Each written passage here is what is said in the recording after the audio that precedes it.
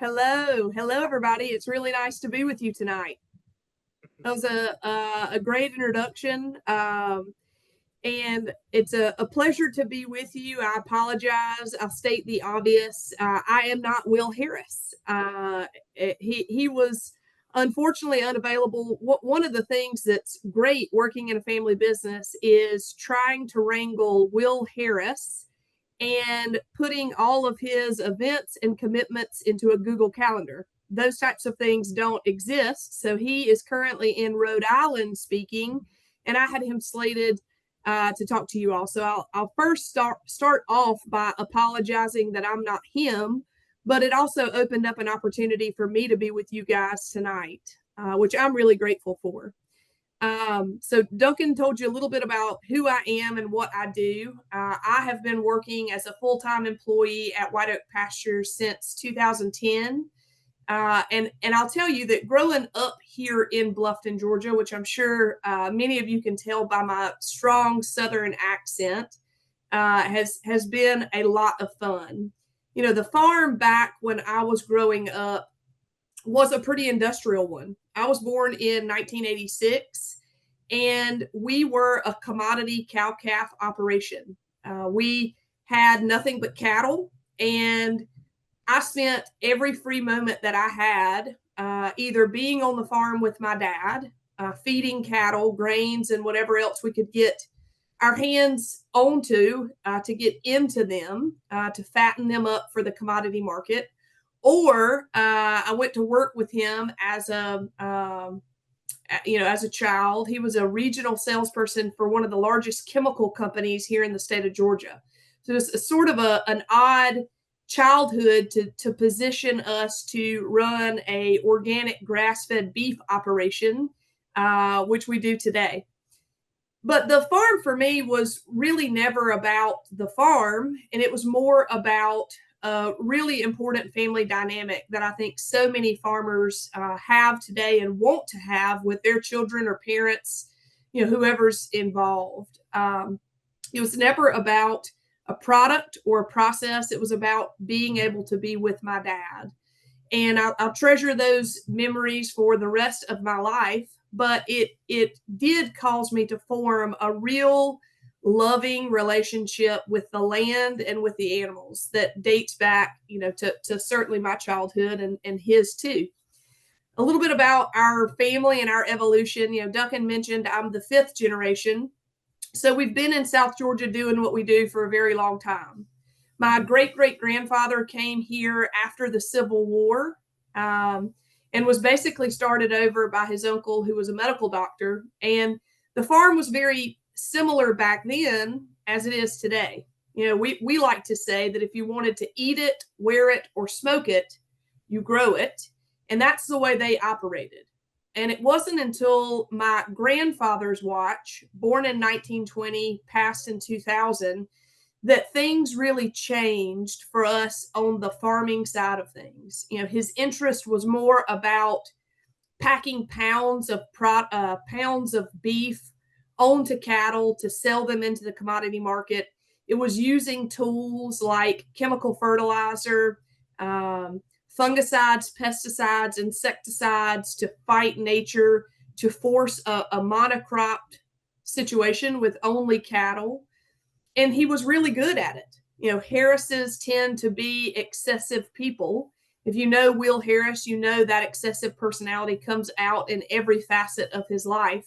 So with regard to the tools that science gives us, antibiotics, steroids, growth hormones, whatever it was, the bottle said give 2 cc's per 100 pounds, he probably gave 4. Or if it was apply 1 quart to the acre, he probably used 2. And what that did for him was speed up the consequences of the industrial food production system. He was able to see the ills, the desertifications, the lacking and poor health of our livestock a lot quicker than everybody else, because he was not only misusing but abusing those tools to a very high degree. So in 1995, he had this wild idea. And it was to create a product, which we now know as grass-fed beef. and make it available to the public. So that's exactly what he did. Animal welfare was the canary in the coal mine for him, and it caused him to really think through what holistic land and animal management is. He didn't come to the conclusion overnight, but he started on this journey of thinking, what am I doing, and is that the right thing for the animal?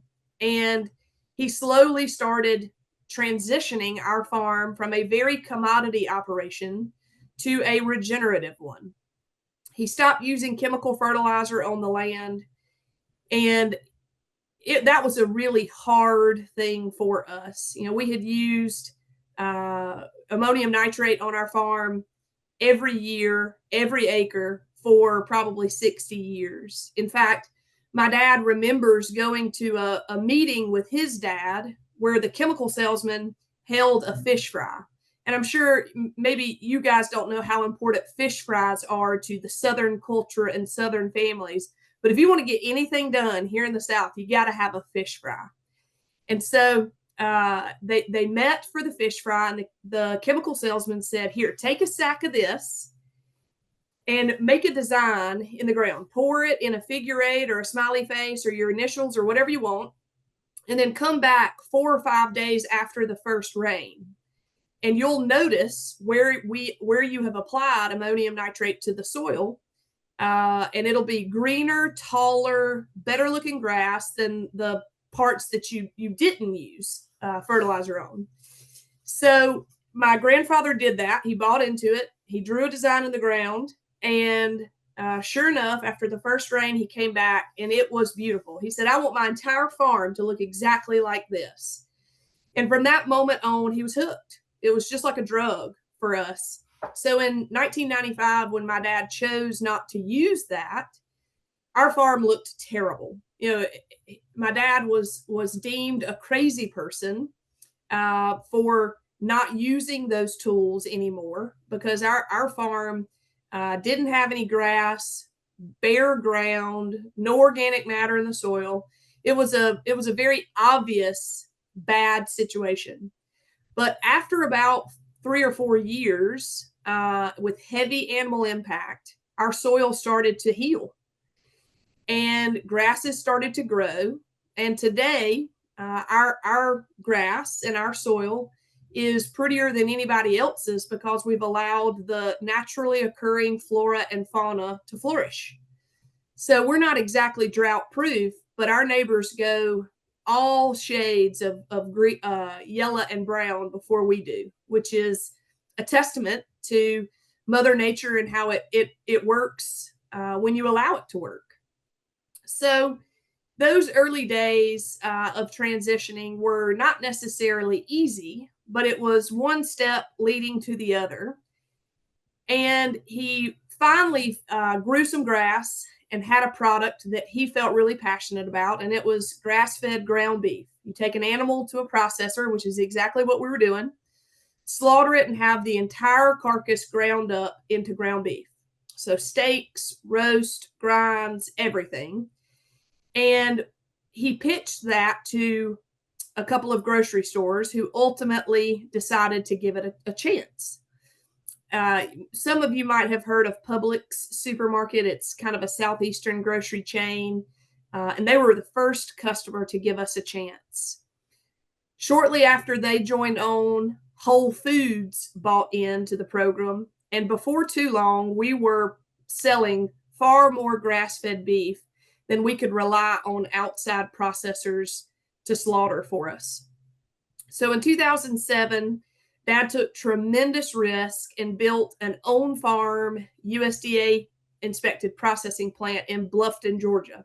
I'll take a segue to tell you about Bluffton now, because I know a couple of people have been here, because I've gotten some emails from some nice folks that said they've actually visited Bluffton. But a little bit about Bluffton. So we are situated in Clay County, Georgia.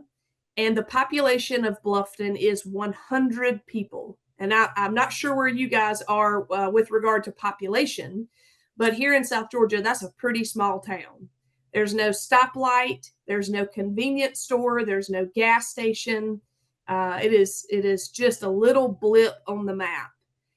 And so when Dad wanted to build a USDA inspected on-farm processing plant, it was a very unique, cutting edge idea, but it was also pretty risky considering that there was only one other on-farm USDA inspected plant in the United States, and that was in California. And the real kicker is that plant only operated 2 days a week. There was not enough business to be had for it to operate a full work week. And so the common sense approach to it that he was faced with was, what makes you think you can run this thing full time if the only other one in the United States operates 2 days a week? Very legitimate concern, one that I had as well. But he poured the concrete, borrowed the money, and after about a year's worth of construction time, opened in June of 2008, where we started slaughtering cattle on our farm. We were able to grow with demand, and while it didn't happen overnight, it was a very slow climb to meeting our capacity, which at that time was 50 head a week. But unfortunately, when we got to that number, 50 head a week of grass-fed beef cattle, we were not profitable. The numbers were still red, and there was no hope of turning a profit. So he brought in a consultant, changed around a few things like refrigeration, and pretty immediately doubled capacity. And we started the climb again, acquiring customers to support and buy into a grass-fed beef product. We were able to reach capacity in probably 2013 or 14 and realized that consumers didn't just eat beef. They also ate pork and chicken and rabbit and duck and turkey. And so we started integrating other species into the farm. We at that time, owned about 1,000 acres, and it had been a cattle operation. So introducing other species was exciting and chaotic, to summarize in 2 words. But before too long, we had it figured out. And today we pasture raise grass-fed beef, pork, lamb, goats, and poultry.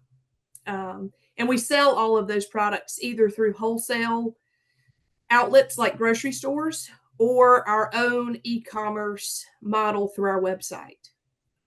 But the fun was really just getting started. It was in the mid 2000s that we knew that we needed the ability to market a system that was less about a product, but more about a process. We knew that customers cared a lot about 3 things, and we cared about those 3 things too. It's where we were really able to communicate the principles of who we are as people and what we want to accomplish. And those 3 things are great animal welfare, and we define that by creating an environment where livestock can express their instinctive behavior. Great land management, so supporting wildlife and rebuilding the soil in a way that allows the flora and fauna to flourish. And the third being the rebuilding of our small rural economy. I started telling you a little bit about Bluffton, and I'll finish it out. So our small town of 100 people actually was a hustling and bustling little town in the early 1900s. It was a trade center for about 15,000 families, but after World War II, really the 40s and 50s, agriculture in America was centralized, commoditized, and industrialized. And with that centralization, industrialization, and commoditization, people moved away. Opportunities were no longer in rural Southwest Georgia or towns like it. They were in metropolitan cities like Atlanta or Birmingham or Jacksonville. And so we talk a lot about our rural economy and community being on the brain drain. Most of the smart people left and moved to the city to be doctors and lawyers and accountants. And the people who stayed back weren't necessarily the most entrepreneurial, motivated, driven folks. But we did. We stayed back. We were part of that community. So I guess you could put us in the C and D student, not the A and B student bucket. That's all right. So in the transition of how agriculture shaped up, the communities really dried up. There were no longer general stores or independent restaurants or butcher shops or bakeries. There were Walmarts and dollar stores and massive corporations that came in to take the little business that was left. So, with building processing on the farm, which was pretty unique, we ended up hiring a decent amount of people to staff those positions. And today we've got about 150 full-time employees, about half of which work in processing and half of which work in the field. But we've also been really blessed to build a community around a food system. You think about what food systems, what it takes to make a food system, and it's not necessarily people, and it's not necessarily a product. It's a process that yields a product that people can be proud of. And we're really, really proud of the people that have come to surround our food system in Bluffton, Georgia. With those, I guess for South Georgia, 150 employees is plenty. But with those employees came the addition of a few other businesses that you wouldn't necessarily associate with the farm. We opened a general store in 2016 to serve as our direct to consumer farm base. And we've had a lot of fun doing it. The store is, it's kind of funny. Why the hell would you build a store in Southwest Georgia in a town with 100 people, right? I know, I get it. And it's been an uphill challenge, since then. But the general store gives us the ability to help educate consumers on what differences are in the products that at least American consumers are exposed to. So the general store also houses our dining operation.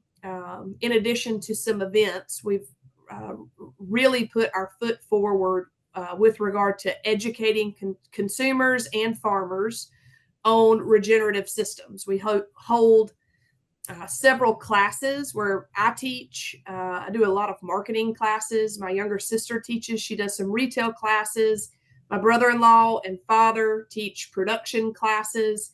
And so we've really created an opportunity for us to share our experience. Not that we can give you a how-to manual, but we take a lot of pride in what we've accomplished, and we want to share it with others. We know that in order for the good food movement to proliferate, we need more and more farmers, not fewer and fewer farmers. We don't want to be any bigger. We want to be one of tens of thousands. In addition to the general store, we built a zero waste production system where we deal with the byproducts that come out of our processing plants. And byproducts, can be defined in a couple of different ways. But for us, primarily it's fat, it's cattle hides, and it's dehydrated parts and pieces. So, noses and ears and esophaguses and things. And we dehydrate those for pets. We've also gotten a pretty good process around creating rawhide pet chews. So about 90% of the hides that come through our processing plant wind up as a rawhide pet chew, which has been a really great business for us. And then the tallow soaps were born out of compost. And so we compost all of the inedible viscera. And what doesn't compost well is fat. It forms a impermeable layer on top of the ground that doesn't let water permeate. It doesn't let plants germinate. So for us, keeping fat out of compost was really important. And so we created a line of health and beauty products, soaps and salves and lotions and things, which has been a lot of fun and helped us reach a lot of different customers. In fact, we've got a slew of West Coast California vegan customers who can't stand to think about eating animals, but they want to use the best and most natural products on their skin. So they'll buy our soaps, which is kind of fun to think about. But the business has been an ever-evolving, ever-changing thing. We built the business and went very hard head-on into wholesale grocery distribution, with both Whole Foods and Publix. And those landscapes have changed, at least in America. I'm not as familiar with how meat is labeled in Canada, but here in America, there are lots of loopholes in meat labeling. In fact, you can raise and slaughter an animal in one of 30 or 40 countries and import the meat into America. And as long as you grind it or repackage it, you can label that a product of the USA. And for us, being a very small scale processor, it's really hard to compete in that space. So we've really had to get creative. And we did that through establishing e-commerce. We're about 50% revenue driven wholesale grocery. And the other 50% comes from e-commerce direct to consumer support, which we market to and through with some pretty I think creative and fun ways. Marketing is kind of my thing. And if I'm not careful, I'll take this entire block of time to tell you about how awesome marketing is, but I'm not going to do that because I know that's not why y'all invited Dad. But the e-commerce portion allows us to do a tremendous amount of storytelling. So today we've got something that I'm really proud of, which is the ability to serve consumers through wholesale grocery and through the online store.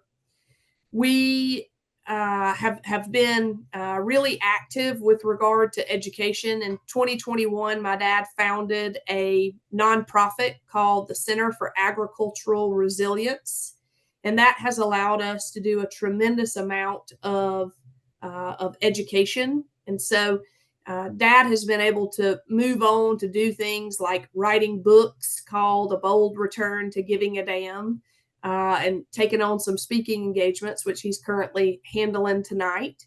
And my younger sister and I, as well as our spouses and 140 something other really good folks, are here on the farm in Bluffton, Georgia, running things. I'd like to talk a minute about the centralization, the commoditization, and the industrialization of agriculture, because I think it really differentiates a different kind of product than what we produce. So when we talk about centralization, we talk about mass production. You know, here in America, it is not uncommon for a large packer to slaughter up to 4,000 head of cattle an hour, which is just a tremendous amount. Here at White Oak Pastures, we slaughter 30 head of cattle a day. So compared against 4,000 head an hour, 30 head a day is just a drop in the bucket. But it's a strong contender for what we believe a food system that is not fragile. It's not necessarily immune from disturbance, but it can operate in disturbance. We never shut down, not one day during the COVID pandemic. We operated maybe with a few less hands from time to time, but we were able to really keep things afloat. We didn't euthanize any market size animals because of our inability to get them processed. There were some long nights, make no mistake, but we operated every single day. So we talk a lot about centralization in food being very dangerous. If there's an illness or an outbreak, it touches a lot of people in a lot of states. And that's one thing that independent small food systems, they might have an illness, there might be an outbreak, but it doesn't touch near as many people. So it's a much safer supply. We talk about commoditization, and we define that as products hitting the lowest common denominator. You know, when USDA decided to create a commodity food system, it was not about being the best miller of wheat or the best baker of bread or the best blacksmith with the best horseshoes or the best butcher. It was about hitting a minimum standard. And that really changed the food supply with regard to access and nutrition. Food was no longer the most nutritious and taken care of by farmers because they wanted to be the best producer. There's no incentive for being the best. If you put in a lot of effort to create the best, you still were going to get the commodity price for it. Your yields might be higher, but you wouldn't make any more on a per pound or per bushel basis. So the commodity food system had lots of negative effects, which mostly manifests itself in food that no longer is nutritious. here in America, we've not us, White Oak Pastures, but there have been studies done that show that root vegetables like carrots today have something like 40% less vitamins and minerals in them than if they were grown 60 or 70 years ago. And that's a direct correlation to soil health, which is a pretty scary thing. You know, we're a pretty sick, overfed, but undernourished nation as a whole. And the last part being the industrialization, that's using the tools that science gives us to make food cheap and replicatable, very consistent. So instead of harvesting when things are ready, we apply defoliant or a chemical to make it all ready at the same time. Or instead of, you know, getting out and taking care of your weeds by hand, it's done with chemical fertilizer. That is defined as the industrialization of food. And we strongly believe that the food system was negatively impacted for lots of different reasons, but specifically and precisely divided into those three categories. And so in creating a product that's very different, we talk a lot about decommoditized food or decentralized food or deindustrialized food. And that is a safe and responsible food system. There's one other thing I'd like to touch on, and it's about land health and erosion. So if you've seen any of my my dad's podcast with Joe Rogan, you've seen this really exciting video. It's kind of terrible, but it's also really exciting. The picture's worth 1,000 words. This video is worth 1,000,000. But there's a runoff video after a huge rain that Joe Rogan used to help explain what working with nature looks like. And we've got it on our YouTube page. I was going to ask Duncan about throwing it up, but I didn't necessarily think that it was a good idea. I'm not a super technologically advanced person. So, but it shows runoff water from our farm, which was about a watershed of probably 2,000 acres, up against and meeting water from about 200 acres. And you can tell that the water that was shed from this system, you can see through it. It's not clear and drinkable, but it has very little sediment in it, versus the watershed from the 200 acres, which looks like a strawberry milkshake. It's completely opaque, lots of runoffs, silt and soil in it. And those situations, just like that, the awful erosion, that's what's created so many perils for not only our rivers and our streams and lakes, but also our oceans. And so when we talk about what regenerative, resilient, restorative farming looks like, it's farming systems that work with nature to create a product that's better for the land, it's better for the animals, and it's better for our communities. We believe that farming should be a viable profession. It should be a career. Kids should want to not necessarily or not specifically have to go to college to learn farming, but should aspire to be farmers. He who controls the food controls the people. And I don't think that should lie with a very few number of multinational or international corporations. I think that food production should lie with the people.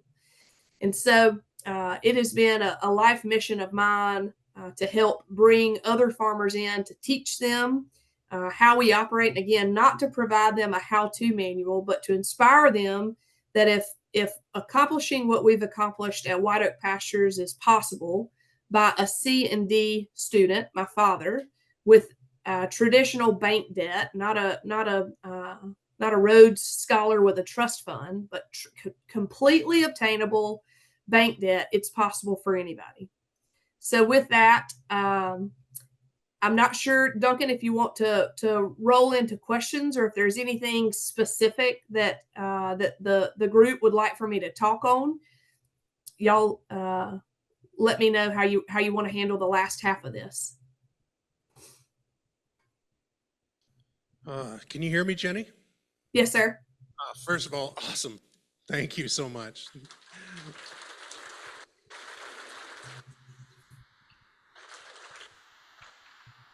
And we really appreciate really appreciate your insights, and you certainly hit a chord with this crowd. I'm going to open it up to the crowd. If anyone has any questions for Jenni, we have the opportunity to ask her. There's a microphone there and a microphone there. And I have to say, I really love questions. I hate getting up and just talking about what I think y'all want to hear. I'd much rather, y'all say, tell me a little bit more about this, or how did y'all handle this? I really love questions. Okay. Mike, you got a question?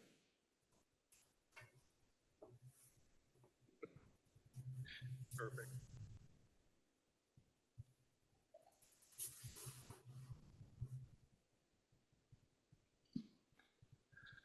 Thank you very much for your presentation. You said you put your multi-species. How does that work for inspection of all these different animals going through your plant? So great question. We built a on-farm red meat processing plant in 2007 and completed it in 2008. And here with the USDA, it's either a red meat or a poultry. So in our red meat plant, we slaughter cattle, sheep, goats, and hogs. And in our poultry plant, we slaughter chickens, turkeys, ducks, geese, and guineas. Rabbits are technically uninspected. So we built a second plant in 2010 to handle all feathered creatures. And so today it's either a poultry species or a red meat species. Working with the USDA for us has not been problematic. I'll say that processing is my least, and my dad will agree with this, our least favorite thing, because regulation and red tape is not fun for anyone. And producing food is one of the most highly regulated businesses on the planet. And I get it. Rules exist for good reason. Irresponsible processing leads to sickness and death. And I don't think any of us want that.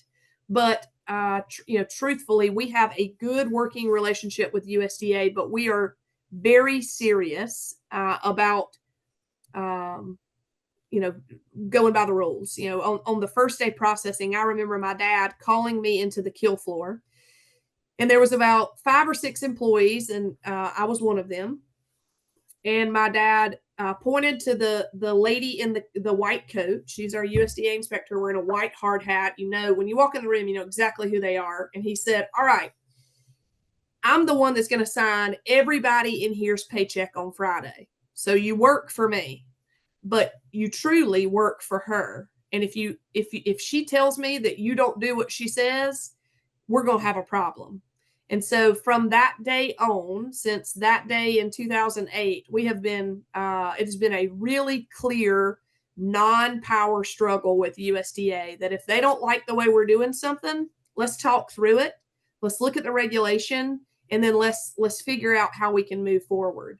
And as a result, I think it's probably more of the big packers that struggle to work with USDA, probably less, people our size, because I'm scared to death I'm going to hurt somebody. It's my last name is literally on every single package of meat that leaves here. If I make somebody sick, they're coming for me. They're coming for my legacy. They're coming for everything I have. So truthfully, I want to do everything right. Perhaps maybe mass produced food, maybe not as much. There's more gray and less liability. I got one other one, and it's maybe a little off MFGA's topic, but what do you think of COOL? Cool country of origin labeling? Yes. I believe it should be mandatory. I'm a big fan of COOL, and I believe that walking that back in 2015 probably had, if not the most negative consequences for farmers like us. I believe that, I can look in the back of my shirt, and I guarantee everybody in that room can too, and tell you exactly where my shirt was made. But for whatever reason, meat not falling by those same rules is crazy to me. I believe that mandatory, it shouldn't just be cool. It should be cool, mandatory country of origin labeling. If consumers don't deserve not one thing, they deserve to know where they came from. And I believe that the loopholes that were created in 2015 for meat products is what has not only kept this movement from growing, but kept people who are not historically or familially farmers from being able to get into farming. I won't ask you any more questions like that. That's okay. It's a hot topic for me. I'm like breaking out like red splotchy. I don't know if y'all can see my face, but boy, you want to piss me off and let's start talking about cool. Yeah, it's got a little spark here too, Jenny. So Yeah. that's good. Say it. What'd you say? It's got a little spark here too. That's for sure. Ooh, Lord.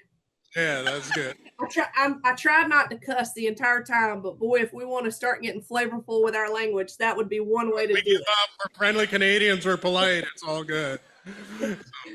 Ooh.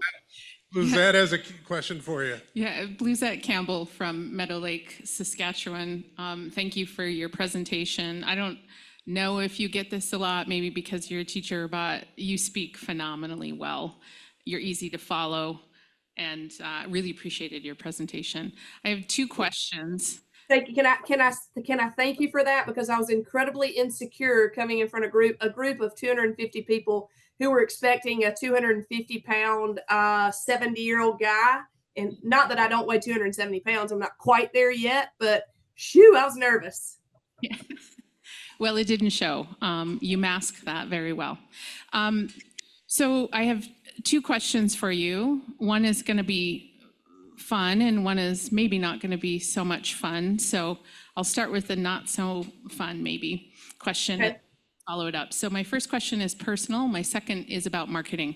And I hear you're really jazzed about that. So let's start with maybe the tougher one, which is, speaking of that 270-pound presence that you work with, can you talk a little bit about the dynamics of being a father-daughter duo? It sounds like there's more siblings involved, but certainly your father has a presence. He has an online presence. He has a foghorn leghorn presence, to coin his own phrase from 100,000 Beating Hearts. So I'd like to hear a little bit about that, because succession planning interests me a lot, and I think we have a lot to learn in this demographic, this capacity to transfer wholeheartedly from one generation to the next. And you spoke about legacy. So that's maybe the tougher one. The other question. Can I answer that one first? Sure. You don't have to give me the good one yet. I can handle that one. Is that okay? Yes, by all means, go ahead. So, everything that lives dies, and we will all die too. My dad has gotten a lot of publicity and a lot of praise for what he did, and I can honestly not necessarily stand before you tonight, but sit before you tonight electronically and tell you that to be Will Harris's daughter is a gift. It is an absolute blessing, because he has instilled in me, maybe not the how-tos. I've got a lot to learn. I'm nowhere close to where he is with regard to learning, but he has instilled in me the gift of fight. I know what it's like to fight, and it's because I've watched him spend his entire life fighting for what he thought was right. And I never got in trouble for making bad grades. I got in trouble for not going to class. If I failed a class, he didn't care. Making bad grades is totally fine, but not putting in the effort to get the grades, that's a freaking problem. I've gotten my ass torn up, and I'll go ahead and say ass because you said I could. I've gotten my ass torn up for not going to class, being a stupid college student and not putting forth the effort. So I know what that's like, and I'm so thankful that I had a daddy that has instilled that in me. I'm a huge generational transfer advocate. For a long time, I think that my dad shielded us from the financial wins and losses of the business. There were years that we lost money that I didn't even know it, and it's because, as my daddy, he didn't want me to stress. He was up all night worrying about it, but he didn't want me to be up all night worrying about it. My dad had 2 strokes last year, and luckily he's just fine. It turns out that if you spend over a decade with blood pressure 200 over 200, you're going to have a stroke. So shocking. I know none of us saw that coming, but he had 2 strokes last year, and it was a great wake-up call for him and for us, my wife, my sister, and her husband. that Dad really needed to start operationally transitioning our business, which is why he's not on the farm at 7:42 p.m. I am. He's doing the things that he can move on and do, and operationally, we're going to handle it. So I will also say that we've taken the succession planning head on. My dad is still a very important, vital part of this business, but we are very quickly pacing towards a spot where if he is not here one day, it's okay. We're going to be all right. There's still going to be a White Oak Pastures. My dad has also been really awesome about not having founder syndrome. And he explains founder syndrome as wanting to control it. You built it and you want to run it from the grave. He said he had a friend whose dad passed away and he didn't have a key to the office that he worked at with his father. Dad was dead and he didn't even have a key to the building. He said the last thing he wants to do is to try to run this place from the grave. He wants the ability to train his children to make good decisions. So every Friday we get together as a family and we talk about things from personnel to finances to operations to opportunities. And unless there's a unanimous decision to move forward or do something, we don't do it. We operate as a unit. If it doesn't work for all of us, it does not work for any of us. And my dad does not vote. He sits back. He'll give us his opinion. But he does not. He says, I'm too old. I'll never see that land paid for, that truck paid for, that whatever paid for. Y'all are the ones that are going to have to deal with it. So my dad has been very intentional about giving us the latitude to shape the business around us. If it had been up to him, we would never have e-commerce. But it was something he allowed me to do, and thank God he did. Thank you for that. I really hope as part of your education platform that is included in what you guys are teaching, because I feel very passionate about that. So thank you for sharing that.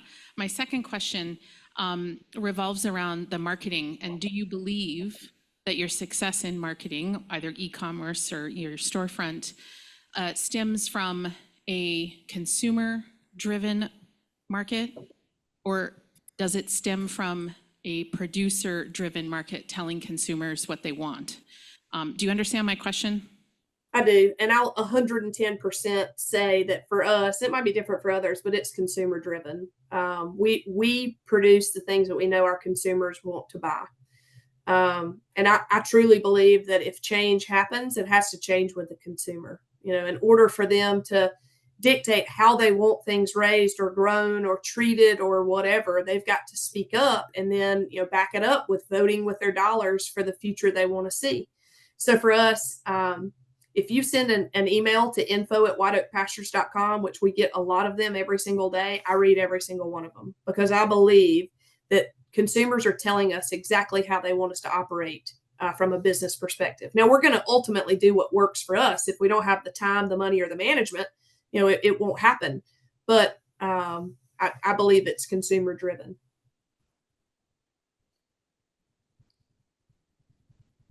Greg from Fisher Branch. As a honey producer, we export seed and honey and other products throughout the world. But love your accent. Reminds me of some of our southern customers, which is really good. Anyways, you did mention nutritional density of the different products that you have. Prior to reading some books about farm salmon and how dangerous they are for the environment, and nutritionally they're not all there compared to wild salmon, I have understood that grass-fed beef has as many omega-3s as a pound of salmon. Could you comment on that?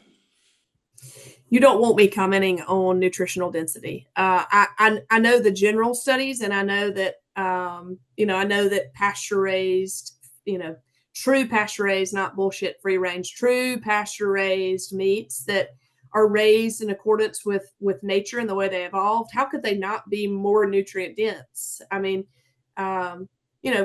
my dad says it best when he says, with regard to feedlot animals, those animals are fed and fed and fed. And if they're not given a presidential pardon, if they are given a presidential pardon and they just get put out to pasture, many of them won't survive. They've been fed to the point where they're dying the same diseases that we do of obesity and a sedentary lifestyle.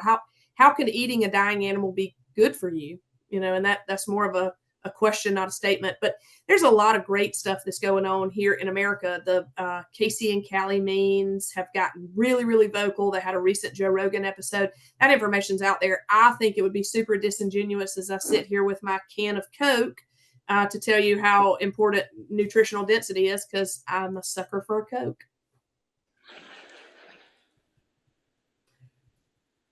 Hi, I was just wondering, are your cuts, do you do cuts now too, or do you just do ground beef? We do cuts now. So my dad's early product was grinding the whole animal because he was using outside processing with no ability to inventory or SKU multiple items. But we sell all cuts, all SKUs at retail market through our online store. And do you do any specialty like turducken? We tried that one year and it did not work. Our ducks grew too big to fit inside the turkey. So we just sold it as a kit and you figure it out on your own. Assembly required. So no, we have not mastered that. We've done some pre-marinated things. We've got big plans to put in some smokers to create some more value add products, sexy bacons and smoked sausages and hams and things like that. So more on that. Maybe if I'm able to talk to y'all again another year or two, I'll have a lot more to say on that. So I'm taking it's the real smoke too. It's not the drip. No, sir. Only the real stuff for us. Thank you so much. Is there one more question for Jenni? Does anyone have one? Oh, we have one. We can have two if you both want to go. Right, Jenni? I'm good. I'm hoping my wife gets my kids in the bed before I get home. It's not really a question, it's more of a comment.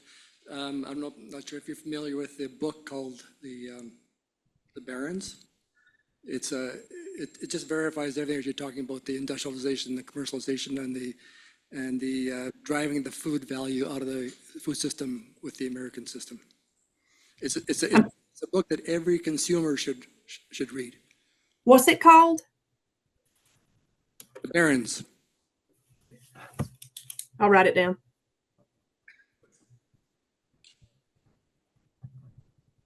Thank you.